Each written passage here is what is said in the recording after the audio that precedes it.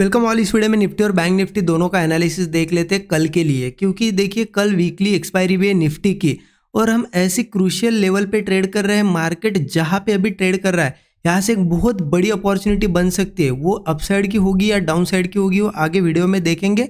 Detail video होने वाला है, पूरा देखिएगा, ठीक है।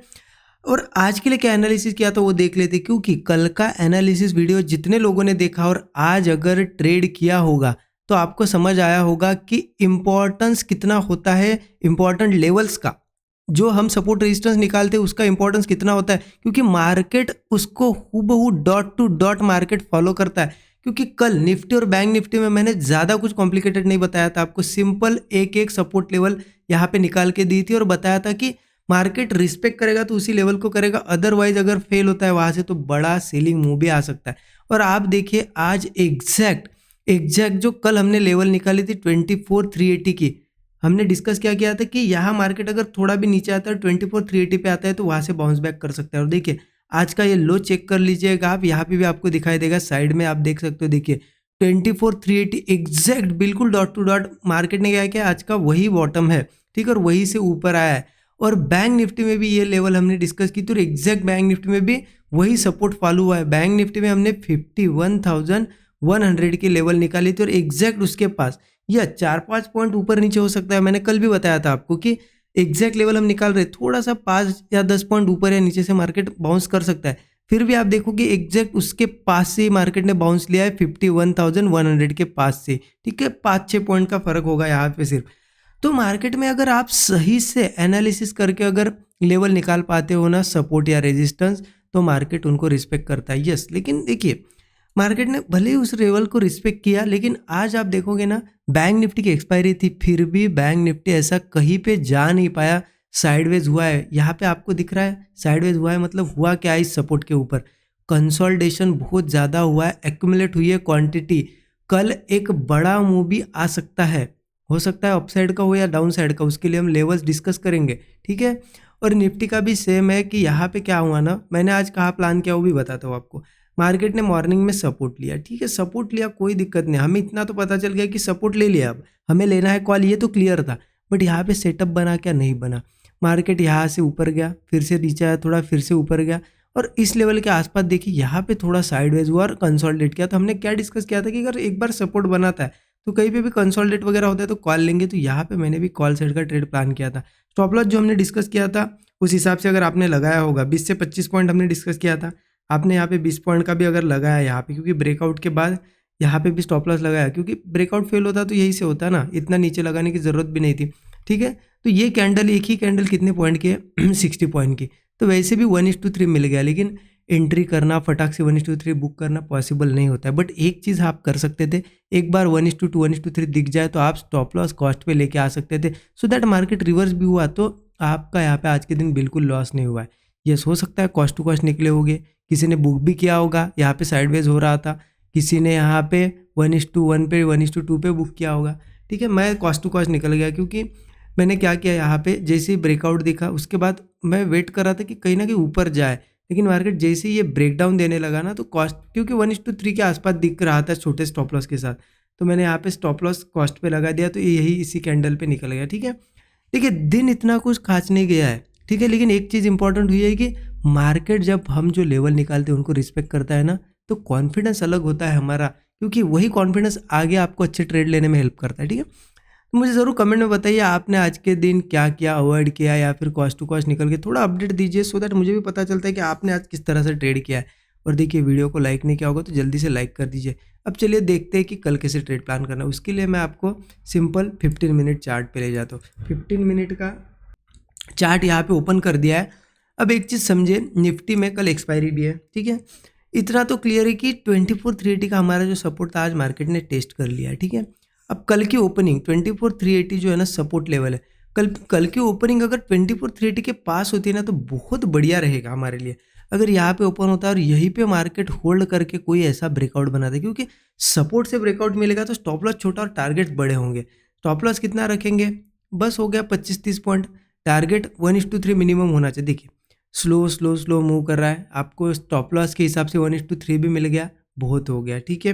बट अगर मार्केट, क्योंकि सपोर्ट बहुत स्ट्रांग है, ये ब्रेक करेगा तो बहुत नीचे भी जा सकता है। इसलिए यहाँ से अगर मूव आएगा ना, बड़ी बड़ी कैंडल बनेगी, तो आप ट्रेल करते करते जो जो स्विंग बनेंगे उनके पीछे नीचे स्टॉप लॉस लेके जाओ और बड़ा मूव भी रन कर सकते हो, 100 पॉइंट 200 पॉइंट, ठीक है।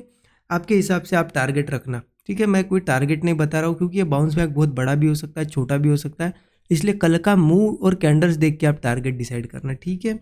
अब देखिए ऐसे में क्या होता है ना, गैप अप होता है तो क्या करना है। देखिए गैप अप भी होता है ना, तो एक चीज़ है, मार्केट हो सकता है एक बार सपोर्ट को टेस्ट करना है, या फिर हो सकता है यहीं से चला जाए, क्योंकि सपोर्ट ऑलरेडी ले लिया है। दोनों चीज़ें पॉसिबल है। तो यहाँ हम देखेंगे, थोड़ा ऑब्जर्व करेंगे, क्या करेंगे, मार्केट में जो हाई बनता है, ठीक है, उसके बाद मार्केट थोड़ा नीचे आके अगर होल्ड कर रहा है और ब्रेकआउट ना बनाते हुए ब्रेकडाउन बना रहा है, तो पुट ट्राई करेंगे, इस सपोर्ट तक का एक पुट साइड का ट्रेड प्लान करेंगे, फिर सपोर्ट से क्या करता है देखेंगे, फिर अगेन कॉल ले सकते हैं, ठीक है। बट अगर मार्केट होल्ड करता है और जो नीचे सपोर्ट बनाता है, एक मान लेते हैं मॉर्निंग में मार्केट गैप अप ओपन हुआ, गैप अप के बाद सपोर्ट बनाया और उसके ऊपर ऊपर ही होल्ड कर रहा है और ब्रेकआउट दे रहा है, या फिर नीचे सपोर्ट ब्रेक नहीं कर रहा है, ब्रेकआउट दे रहा है, या फिर यहाँ पे कोई स्ट्रक्चर बना के ब्रेकआउट, कॉल भी ट्राई करेंगे, क्योंकि सपोर्ट एक बार लिया ना मार्केट में तो फिर ऊपर भी जा सकता है ब्रेकआउट के बाद। स्टॉप लॉस वही सेम, टारगेट भी 1:3 के आसपास आप इजीली रख सकते हो। हाँ, अगर एक बार 380 के नीचे चला गया, मान लेते कैसे केस में जा सकता है, दो ही केस, एक तो यहाँ ओपन होगा, बहुत ज़्यादा होल्ड करके जाएगा तो डायरेक्टली एंट्री ले सकते हैं, या फिर दूसरी चीज़ क्या हो सकती है, यहाँ से गैप डाउन करे या यहाँ से आए नीचे आए, तो फिर हम डायरेक्ट एंट्री नहीं ले सकते, क्योंकि इंपॉर्टेंट क्या होता है, सपोर्ट के ऊपर अगर बहुत ज़्यादा कंसोलिडेट हो रहा है और फिर ब्रेक डाउन हो रहा है तो फिर फ्लो में वो चला जाएगा। लेकिन अगर डायरेक्टली ऐसे ब्रेक करते हुए आता है तो फिर वो सीधे नीचे नहीं जाता है, यहाँ पे होल्ड करता है, तो हम वेट करेंगे इसके नीचे 380 के नीचे वेट होल्ड करें, फिर ब्रेक डाउन दे, फिर हम पुट साइड का ट्रेड प्लान करेंगे। देखिए 24,380 के बाद एक 24,300 का एक सपोर्ट है, अगर ये भी 300 ब्रेक होता है ना तो फिर बहुत बड़ा सपोर्ट, मतलब बहुत दूर तक सपोर्ट नहीं है मार्केट में, सीधा सीधा फिर 23,800 पे सपोर्ट मिलेगा। तो इसलिए ध्यान रखना ये सपोर्ट्स लेवल है। तो यहाँ पे कल मेक और ब्रेक, मतलब डिसीजन लेना है मार्केट को कल, तो और एक्सपायरी का भी दिन है, तो हमें अच्छे ट्रेड्स मिल सकते हैं, तो यही लेवल से आप ये मार्क करके रख लेना, ठीक है। चलिए बैंक निफ्टी का देख लेते हैं। देखिए बैंक निफ्टी भी बहुत अच्छे लेवल पे है, क्योंकि हमने देखा वीकली चार्ट पे जो ये ट्रेंड लाइन आ रही है एक साल से, मार्केट उसको जो फॉलो कर रहा है, अभी भी ब्रेक नहीं हुआ है। आप देखिए मार्केट उसके ऊपर, ये देखिए सपोर्ट सपोर्ट सपोर्ट, और अभी भी सपोर्ट के ऊपर है, तो कल यहाँ से हो सकता है ये घूम जाए ऊपर या फिर नीचे भी जाए। तो पॉसिबिलिटी दोनों साइड के है, सिर्फ हम लेवल देखेंगे कि हमें किस लेवल के ऊपर या नीचे प्लान करना है और कौन सा सेटअप वहाँ पे देखना है, ठीक है। तो बैंक निफ्टी पे आते हैं, बैंक निफ्टी का भी 15 मिनट चार्ट में ओपन कर देता हूँ। देखिए हम सपोर्ट के ऊपर है, आपको दिख रहा है इस ट्रेंड लाइन का सपोर्ट मार्केट ने लिया है, और एग्जैक्ट उसके ऊपर देखिए कितना ज़्यादा कंसोलिडेट किया, आप देख सकते हो नीचे आया कंसोलिडेट। कल अगर यही कहीं ओपन होता है, कौन सा लेवल है ये, 51,100, इसके ऊपर ही कहीं ओपन होता है और होल्ड वगैरह करके ऐसा कोई ब्रेकआउट बनाता है, 15 मिनट कैंडल का एक आध बढ़िया ऐसी बड़ी कैंडल बनती है, ब्रेकआउट कैंडल बहुत बढ़िया है, हम ऊपर ट्रेड लेंगे, नीचे का स्टॉप लॉस लगा सकते हो सकता है स्टॉप लॉस थोड़ा बड़ा बैठे, 50-60 पॉइंट हो या ज़्यादा भी हो, बट आप उसके हिसाब से क्वांटिटी फिर कम लेना। लेकिन यहाँ से फिर मूव आएगा ना, हो सकता है ये हाई सभी निकाल दे मार्केट, ठीक है। तो इसलिए टारगेट तो मिनिमम एक 1:3 का आपका होना चाहिए। बड़ी कैंडल्स बनती है तो वेट कीजिए, बड़ा टारगेट प्लान कीजिए, इस हाई तक भी रुक सकते हो अगर वैसा मूव हो तो, ठीक है।